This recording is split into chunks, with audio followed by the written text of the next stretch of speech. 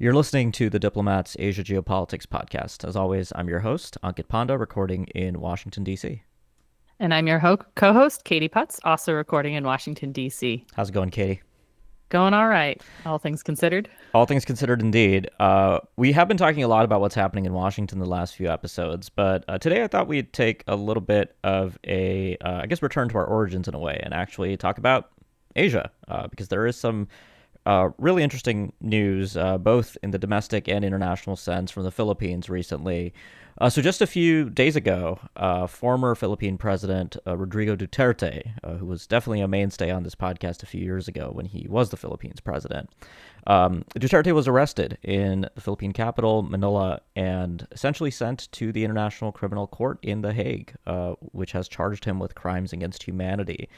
For listeners that used to listen to Asia Geopolitics when we used to talk about Duterte quite a bit, as when he was the president of the Philippines, you might recall that he certainly had a loose tongue when it came to talking about the United States in particular. He had a strong anti-American streak, but most importantly for our purposes today, Duterte oversaw an incredibly brutal drug war in the Philippines that resulted in a number of extrajudicial killings. And so that is essentially the charge under which he has been extradited to the International Criminal Court. This is a rare sort of gleam of light, I suppose, for international institutions and the broader, what used to be the rules-based order, I suppose. But Katie, I'll stop there and I'll turn it over to you to maybe go a little bit deeper into the background here. Tell our listeners what exactly happened here with Duterte. How do we get here? Yeah, so it certainly has been some drama in the Philippines this past week. So as you noted, on March 11th, Duterte was arrested in Manila. He had just arrived back from Hong Kong. He had gone to Hong Kong on March 6th. The Filipino police were enforcing an ICC warrant that had been granted on March 7th. On charges, I think the direct quote is for charges of murder as a crime against humanity. And again, as you mentioned, this stems from his war on drugs, both as pursued when he was mayor of Davao and then also as the Philippine That's president. right.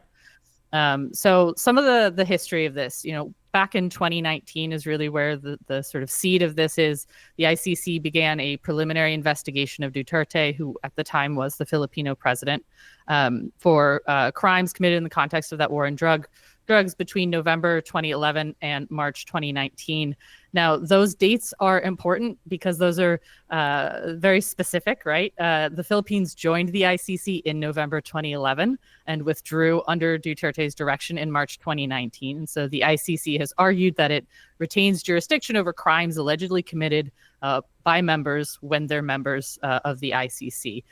So others have argued that since the Philippines isn't a member, the ICC has no jurisdiction. I'm not certain that's as compelling. But either way, in September of 2021, judges at the ICC authorized authorized a full investigation describing the war on drugs as widespread and systemic attack on the civilian population of the Philippines. Now, we'll get into sort of why now, and we can talk maybe a little bit more about what the ICC is and some of the other sort of geopolitical angles of this, but I'm curious where you'd like to take it next, Ankit. Well, I was going to say there's actually interesting domestic political context here too, right? Because you have Sara Duterte, who's the vice president currently of the Philippines, Duterte's daughter. You've had a falling out essentially between the Duterte clan and Marcos, the president, and sort of his supporters. And I think that's important context here because I think it actually allows for the domestic enforcement of this ICC warrant and Duterte being kind of put on a plane and being sent to The Hague to actually be something that comes together. So I'll be honest, I haven't been following that very closely, but that does strike me as really important political context, especially when I think we talk about, the difficulties the ICC, for instance, ran into with its charges against, let's say, Benjamin Netanyahu in Israel very recently, where you didn't have that similar kind of domestic political arrangement for accountability in that particular case. So in the Philippines, that strikes me as relevant context that I think may have applicability to other contexts as well. I don't know if you wanted to add anything on the domestic side here, Katie. Yeah, I mean the domestic context is incredibly important. So, Sarah Duterte, who's Rodrigo Duterte's daughter, is the vice president of the Philippines. The Philippines has a slightly different democratic election system in which the president and the vice president are not necessarily from the same party. They're elected separately. But so she's been vice president since Ferdinand Marcos became president in 2022. Now, that was sort of the product of essentially a political alliance between the Marcos camp and the Duterte camp. That started to fall apart really by mid 2024. Sarah Duterte resigned from her post as education secretary in the summer of 2024, and then was subsequently investigated by the House of Representatives for the alleged misuse of millions of dollars in public funds. Another piece of sort of context here is that in February, she was impeached by the House of Representatives on the back of those allegations and of corruption, as well as a supposed threat to kill the president. So you can kind of start to see the tone of the political atmosphere. The Philippine Senate is supposed to convene a trial, but there's no date on whether she's on that quite yet. Another sort of important piece of this context is that when Ferdinand Marcos Jr. became president, he sort of came into office echoing the same sort of criticisms of the ICC that Duterte had sort of withdrawn the Philippines on. You know, he took office in June of 2022, said that he had no intention of rejoining the ICC, made it clear that the Philippine government wouldn't cooperate with the investigation of Duterte. And that, you know, he said this again in September of 2022. He officially requested that the ICC halt its investigation. And so an awful lot has happened between September of 2022 and then where we are now, where the Philippines, while not being an ICC member, has carried out an ICC warrant. And the other sort of piece of domestic context here is that the Philippines are headed towards an election in May. May 12th is midterm elections. So all 317 seats in the House of Representatives in the Philippines and half of the Senate seats are being contested. And so it's a pretty important political moment to see this kind of fracture. And it really does put a clear domestic motivation for why the Philippine government allowed this to happen now. Yeah. And so, you know, there are obviously, I think, concerns there about potential for political violence, leading up to this, just given the charges and the way in which kind of emotions are around Duterte's being sent to The Hague are going to be particularly high. I guess, you said we should probably say a bit about what the ICC is. I think that's important, right? It's the only permanent tribunal in the world charged with investigating the crimes of genocide, crimes against humanity, the crime of aggression, and I also believe war crimes. And it was set up in 2002. It has I think a little more than half the world, I think, is prescribed in terms of the numbers of countries, but you obviously have a number of important countries that have refused to participate. So, India, I guess in the Asian context, India, China, Indonesia, notably not members. The U.S. and Russia, signatories that have subsequently withdrawn, and the U.S. obviously has started to attack the ICC, particularly after the ICC charged Benjamin Netanyahu, the leader of Israel, an important American partner. And so I think in terms of the geopolitical ramifications, I think it's too early to really take stock of how the Duterte indictment is going to play out geopolitically. But I guess one of the big question marks, two of the big question marks are, how will the United States sort of react? And then the other one is Southeast Asia, right? This is going to be, I think, something, ASEAN has a rule of not really becoming involved in the internal affairs of its members, the post-coup environment in Myanmar being a notable exception in a way. But it'll be interesting to see if we do begin to see greater geopolitical reactions. Have you sort of picked up anything, Katie, in terms of the broader geopolitical significance so far? Not quite. I haven't, for example, seen a reaction from the United States. It doesn't mean that there hasn't been one. I just haven't seen it.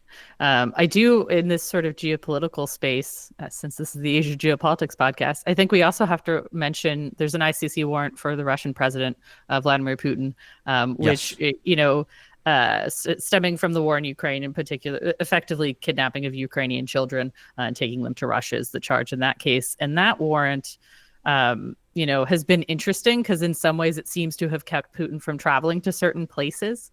He was supposed to, for example, go to South Africa. I think it was for a BRICS summit.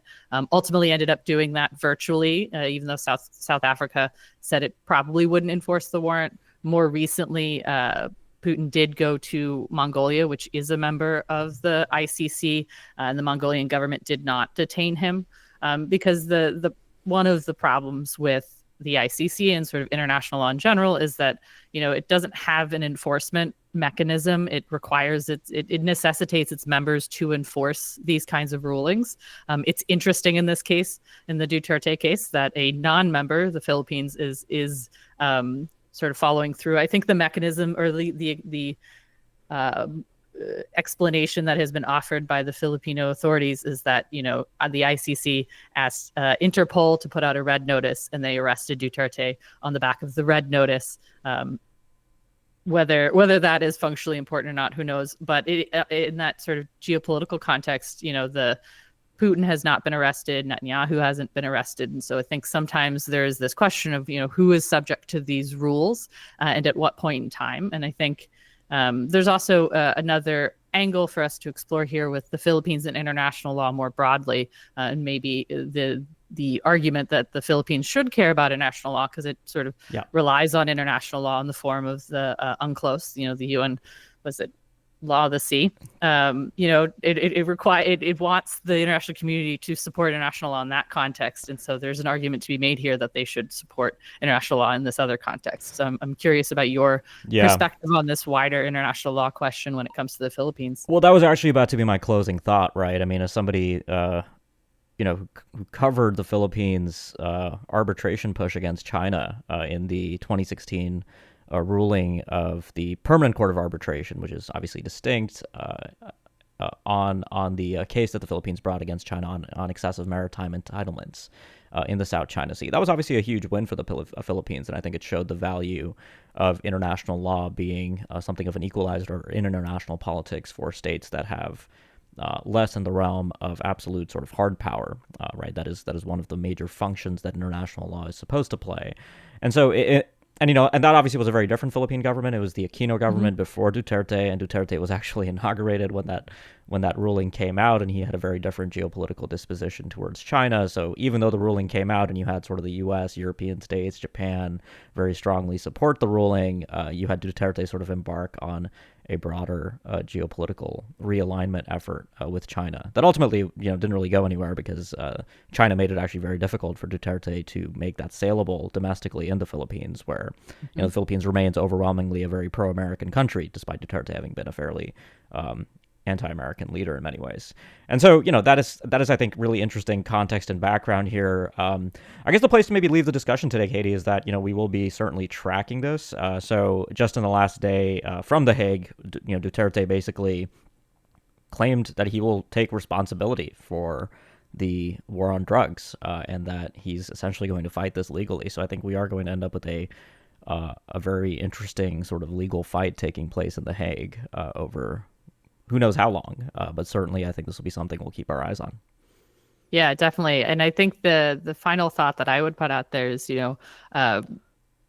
Marcos may have done a good thing for the wrong reasons, i.e. domestic political reasons.